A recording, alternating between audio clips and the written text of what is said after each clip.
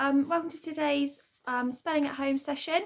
I'm going to work on an ending today, a letter string, which can sometimes be a little bit confusing, and also just by using your sounds it can be spelt in two different ways, so it's one of those ones where you just need to learn it really. But we're going to work on this today.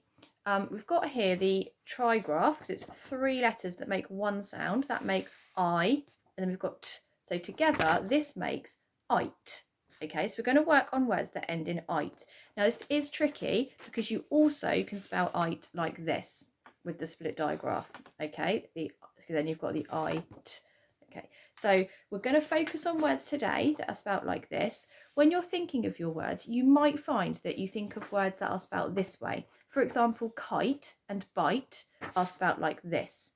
Okay, at the moment it's fine if you're using your sounds and you're just making a best guess. Okay, so it doesn't matter if maybe you spell it this way but actually it should be this way, or you spell it this way and actually it should be this way, as long as you know that we've got two ways that we do make the ending ight. Okay, as you get older and you read more and you write more, you'll get to recognize which ones are spelt like this and which ones are spelt like this. Okay, but most of them are this way, but we're going to have a go today at words that end with the ight spelt like this. Okay, so I'm going to start with one and I'm going to give you the word right. Okay, right. Okay, and this one is tricky because you can also have the right with your hand when you write your words, which is spelt with a W-R-I-T-E. Okay, but this is right as in right, not left, or you're right. Okay, so that is how you spell right. It's your turn now to try and think of some other ight words. Like I say, just go with the IGHT at the moment. Doesn't matter if you if that's the wrong ending. It's just about remembering that IGHT does make the ight sound, so letter string. Okay, so pause the video and see how many ight words you can make. Off you go. Right, let's see if we've got any of the same ones. I have got the word light. Okay, light. We've got this one, might. It's really important trigraph to learn that I one, okay, because it looks like it's got a g and a h in it, and it hasn't really, don't sound them.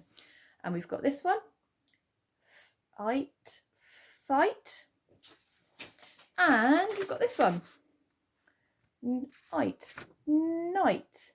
And there are other ones that you might have had as well. So you might have had tight, sight, flight. They've all got that IGHT ending. So well done if you managed to think of some more words than I did. Okay, I've got a really short sentence for you today. See if you can read it at home. It says, you might be right. And I've put an exclamation mark instead of a full stop there because that means I'm saying it in an enthusiastic way. So you might be right. Excited. Okay, so that's my sentence.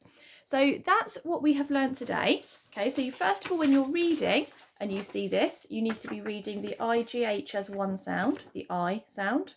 Okay, and then when you're spelling, you know that you've got one of these. And as you're reading, and writing, you'll be realising which ones to choose for each word. Okay, well done, because that is quite tricky today. That's a trigraph that you've learned there. Three letters that make one sound. Okay, so I will see you back here tomorrow. Go away and write your sentence and have a lovely day. Okay, bye.